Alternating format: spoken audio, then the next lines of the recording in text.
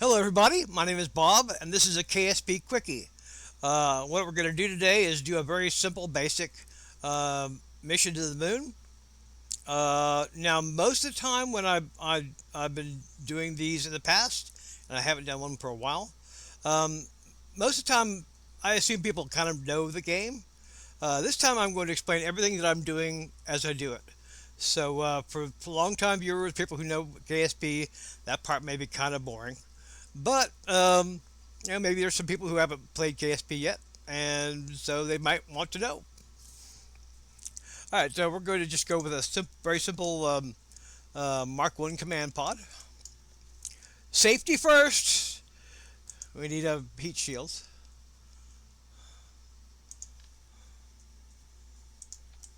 Now up here, very often what goes here is a parachute. The decal parachutes that go up there, I don't like, so I'm going to stick some other stuff up there. We will still need a parachute though. I like to have two of them. Okay. Now this, unlike the Apollo missions, which had a separate lander, this part's actually going to land on the moon. So I'm going to, and this is the part that's going to actually re-enter the Earth's atmosphere and come back. So we need to have a coupler. I believe that is the TD-12. There we go.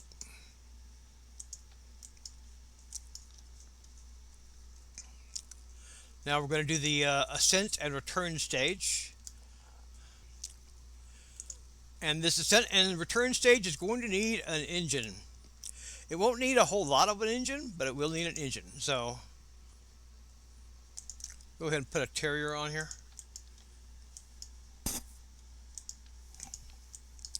Now, obviously, if I try to land this thing directly on the moon, so far, it might work, but it might not. Gee, it might fall over. Um, oh, speaking of falling over,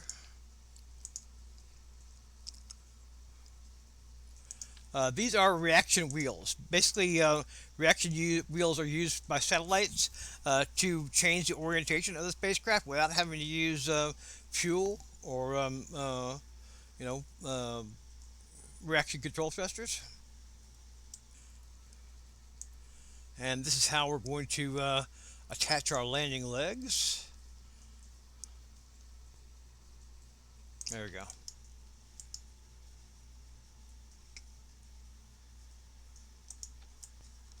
Now, if you're going to make something that lands, it's probably a good idea just to be on the safe side to have a light going on down here.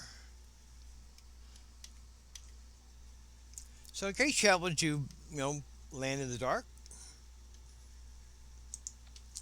granted that's probably not going to be the case this time.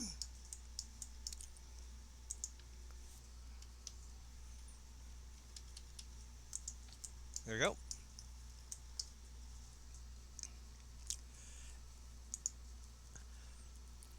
And landing leg. Because I've got 6 legs, I probably don't need the strongest landing legs in the world, so we're just going to put these little dinky ones here.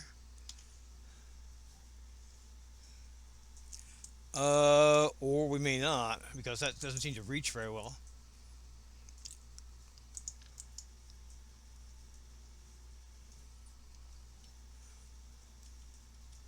You can also angle these if you so desire.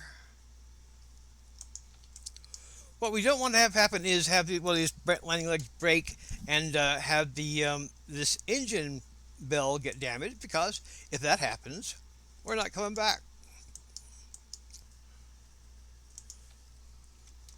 Now we're going to put engines on these outriggers here. These are part of the descent stage. They'll help get us to the ground.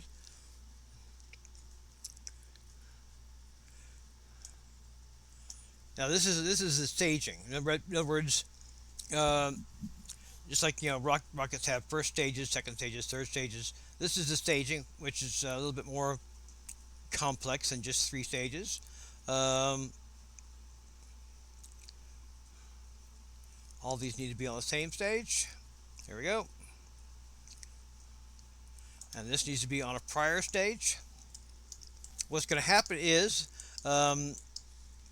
this is going to be the main landing engine, and these engines will kick in if I need them.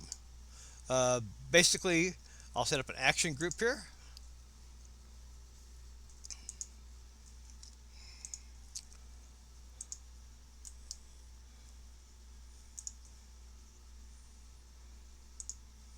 And so if I'm like coming in kind of hot, I can turn these on, and then if I don't need them, I can turn them off. And that is not symmetrical.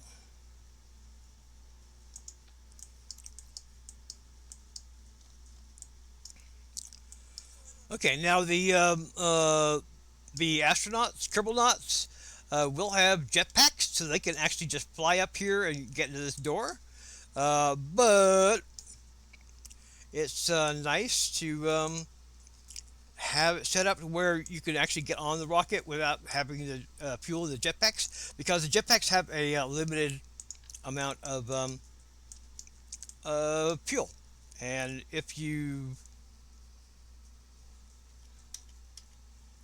run out, then that's going to be a problem.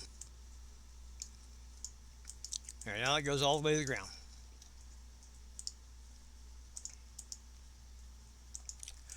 And you may be asking yourself, why? How is this going to fly through the atmosphere at all? Because it looks very ungainly and very unaerodynamic, uh, and that is true. However, aerodynamics in KSP are a little bit, not fully fleshed out, so we're not really going to worry about it that much. All right, and then what I want to do is have all the fuel from here go into here. So we're going to hook up some fuel pipes.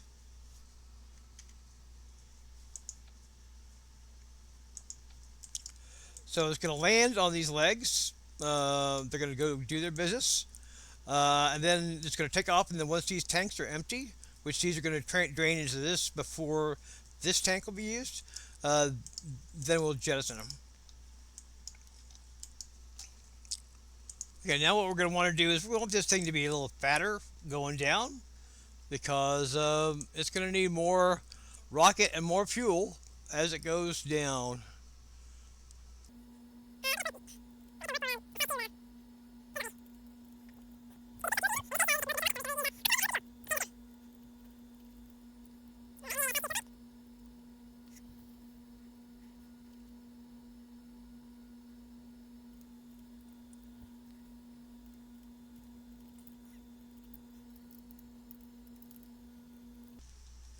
All right, now how do we figure out how much engine we need to pick up this whole thing? This is not going to be the only thing that's going on here, but this is we need to figure out how much we can actually lift here. So we need to find out how much this weighs. It weighs 72 and some tons. That means we need 720 units of thrust, approximately, to actually get it airborne, or spaceborne, on this from sea level. Now, it's not actually going to be relying solely on this, but we're going to need a pretty hefty little engine.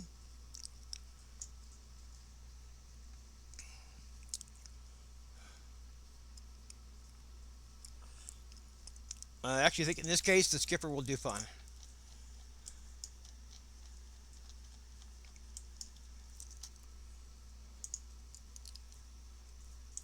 One thing you need to make sure you have on every rocket is a means of controlling it. Now, in this case, I do have the SAS up here via reaction wheels. We'll probably need a little more than that.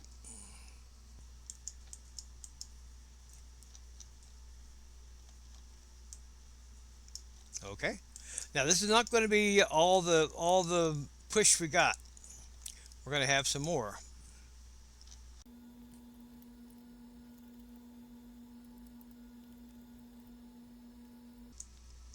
We're going to have some strap-on fuel tanks, and they're also going to have engines. Now, you may ask yourself, How does Bob know that this thing is even going to get to orbit? Never mind the moon. Well, I'm quite certain that it will get to orbit. Um, why do I think that it will actually get all the way to the moon? Basically, I could say that there was some real scientific way that I'd do this, but honestly, it's just experience playing KSP. Um, and it could well be that we don't have enough power to get to the moon. You know, it is not absolutely beyond the pale of certainty that we might actually not be able to get to the moon. Uh, but I do have a lot of experience playing KSP, and so I have a pretty good idea of what we will need uh, to get there. Now, reason why we're going to have these strap-on tanks with their own rocket engines is same reason why you have like the Saturn V rocket had three stages, because a single stage to orbit is hard. In KSP, it's not impossible. It's in the real world, it's never been done. Uh, but but it's getting to space on one stage is hard because one, the amount of fuel that you're going to have to carry is dramatically decreasing all the time. Your engines are just gobbling fuel, and so you don't need all of the fuselage that you have to carry that fuel all the time during your entire ascent. Um, and also, you will need a much bigger engine starting out than you will need later on. So you just kind of drop parts as you don't need them anymore. That's the whole idea behind staging.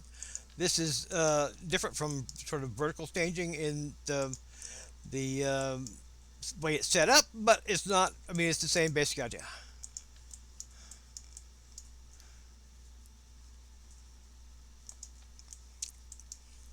And the reason why we're going to put rocket engines on these things too is because this rocket engine is probably not going to be strong enough to carry the whole thing. And we're going to go with an old standby Reliant engine. We're going to need, because this entire thing is just attached to the rocket using this, is we're going to need some struts. Struts increase the structural stability of whatever you're strutting together. So we're going to do some struts here and struts here. I say struts here.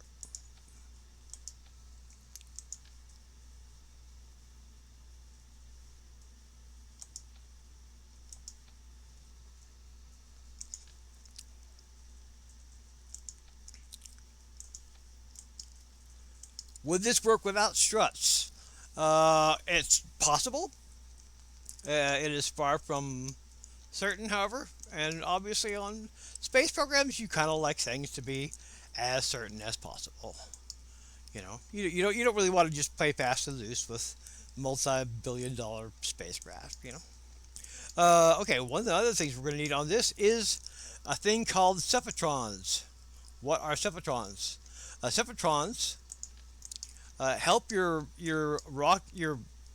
side boosters not crash into the main rocket. So when these things separate, they might come careening right into this tank full of explosive materials. You don't want that. That's not going to make your day at all. So we're going to do cephatrons.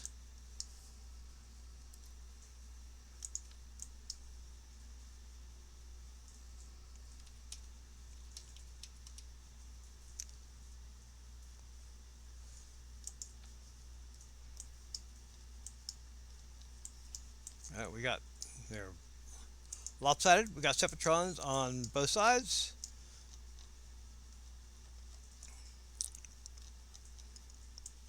Okay, and then we're just going to copy and paste this.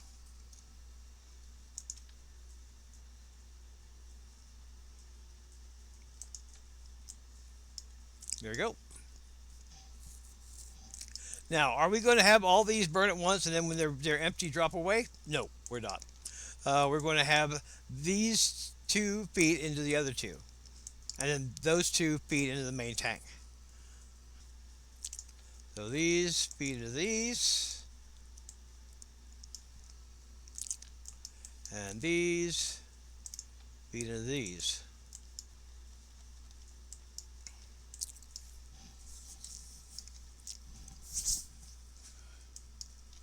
Now, I would like, if it were possible, to separately throttle these engines, but the whole thing is not going to be carried on those four engines. So we're just going to have to set the throttle low to begin with, and hope for the best in that respect. Basically, it's not going to probably need all this thrust straight off the bat.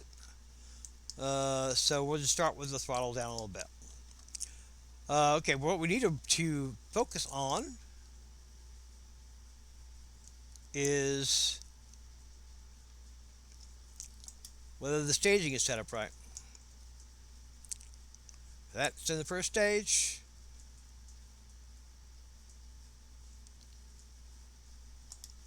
That's also in the first stage.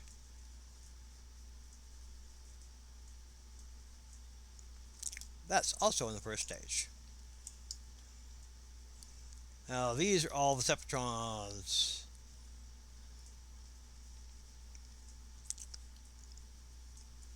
And those also need to be in separate stages.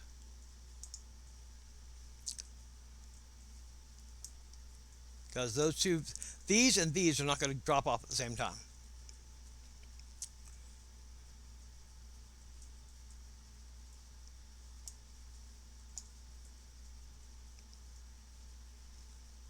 Okay. Also the decouplers. These decouplers need to drop first. These decouplers need to drop second.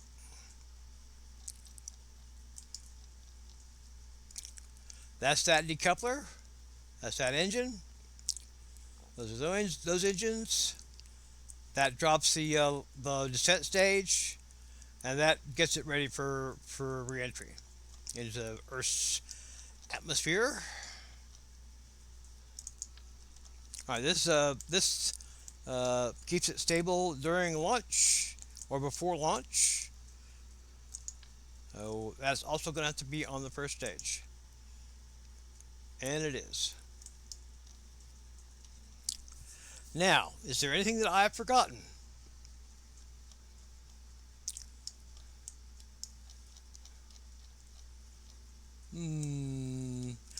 I don't need a reaction control system. I'm not going to be trying to dock with anything. I did set up my action group, right? Yep. And these are on a separate stage from that, right? Okay.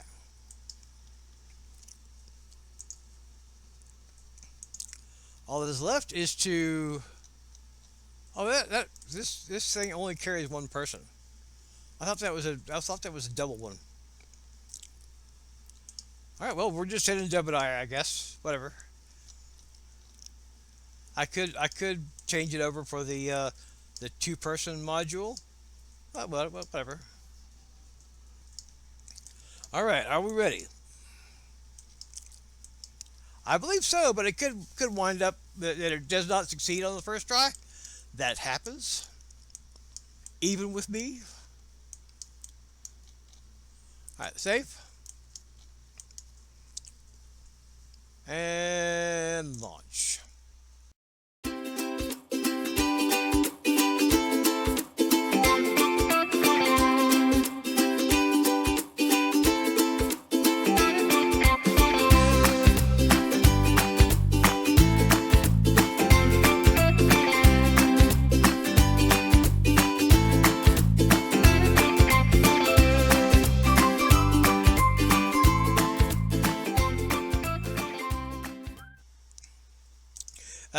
I said the engine wasn't quite powerful enough, but I thought it would be okay anyway. Well, I was wrong. This engine is not powerful enough. All right, we'll go with this.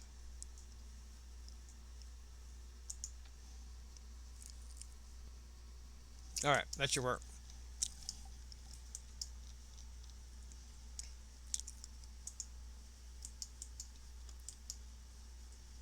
Well, that has now gone to the wrong staging. I don't know why, but it has.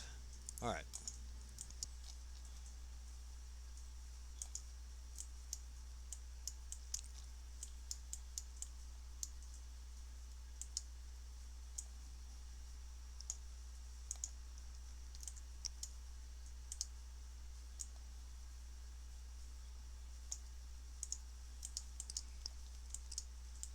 Okay. Because we got a much more powerful engine there, we're going to do the throttle about like that. Turn the SAS on.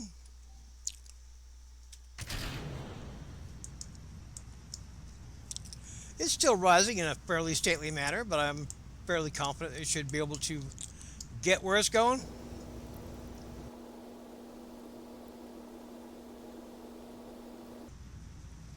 Okay, standing by to jettison the first external booster.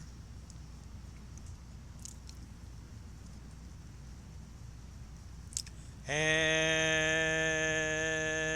jettison.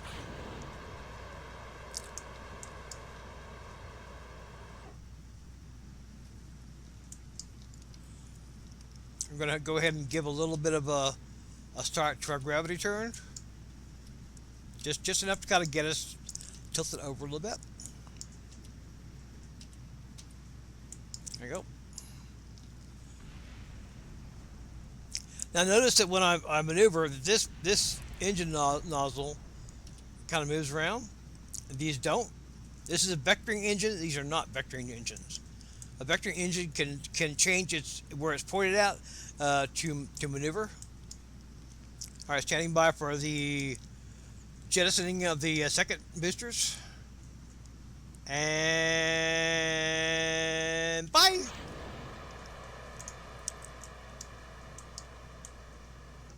Okay, we are still maintaining velocity. That's good. I'm going to go ahead and need to go ahead and do our gravity turn.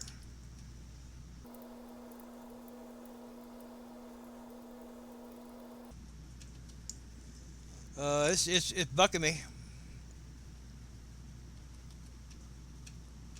All right, fuck it. We're just going to stay there. Let's take a look.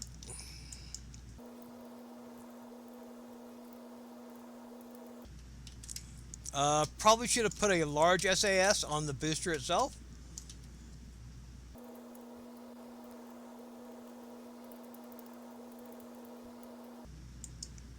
All right, safe orbit is 70,000 meters.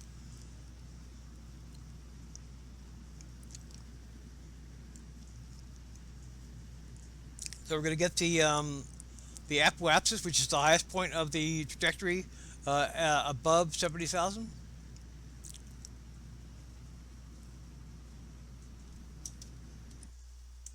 There we go. It is possible that we may not have quite enough fuel on this in order to do our translunar injection. We'll see. We're going to wait until we're about 30 seconds from the apoapsis.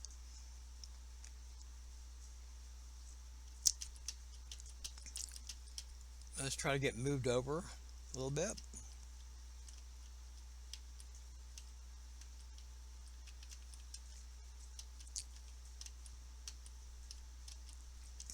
We want to be turned in the direction of our travel, which is prograde. Burning in the opposite direction is retrograde.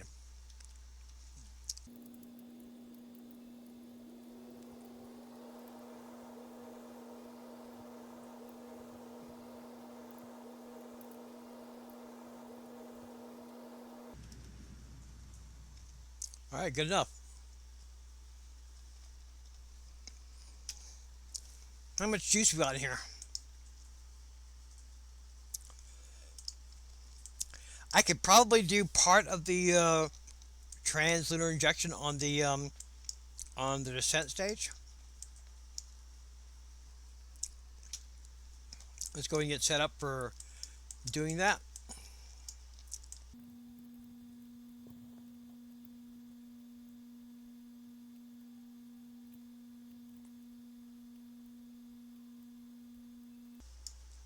Um, why no intersect? Is it not showing me the intersect because I don't have enough fuel in this stage to get there?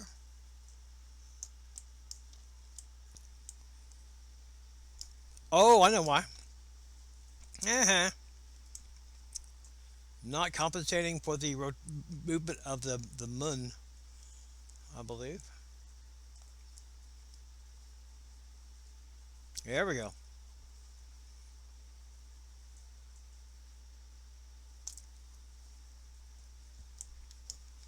Yep, the moon is moving. All right, let's see. That's going to take a 1 minute burn.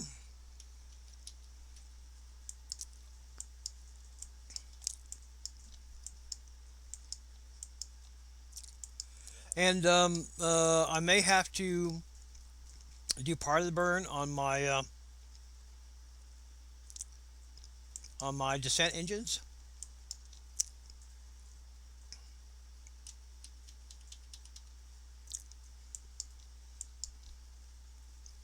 Okay, so the burn time is 1 minute. I'm going to actually start at 30 seconds before.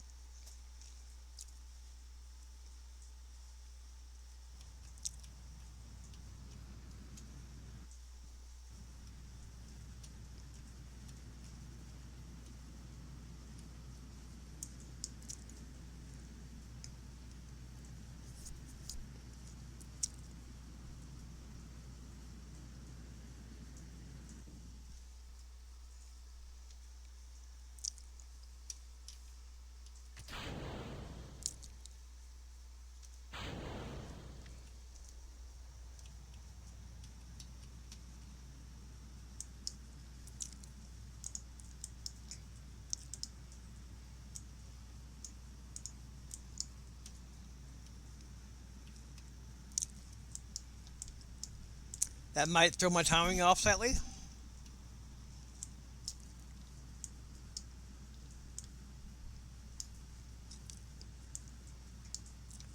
But like I said, there's absolutely no law that says I can't do a mid-course correction.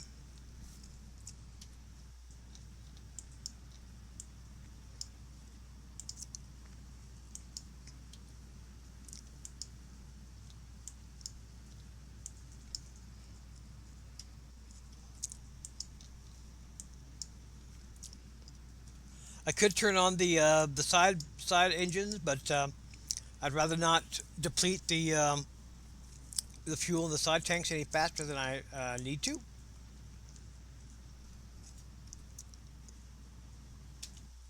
All right, perfect. 0.0 meters second. Excellent.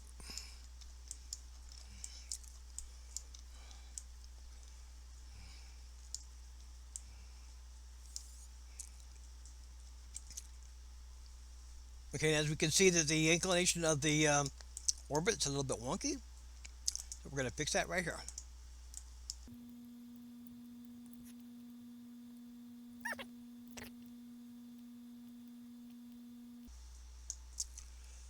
Now on the moon, you can get a lot closer to it, the lower altitude, than you can with Kerbal. There you go.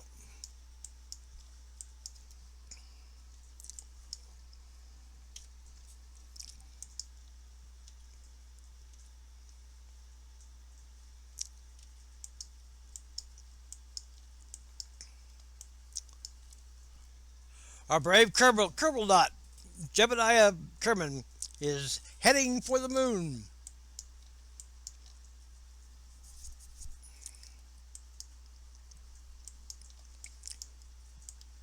I believe in Jebediah.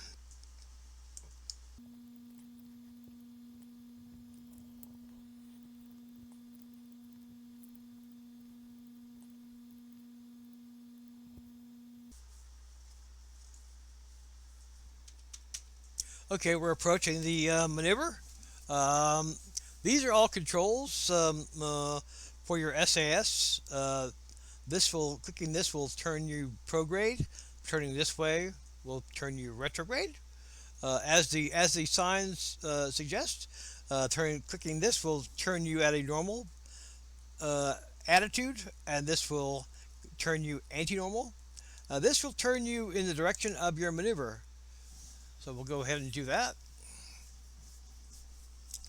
And we'll go ahead and zoom back up again a bit.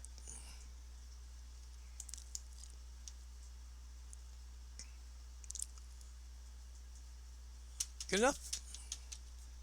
All right.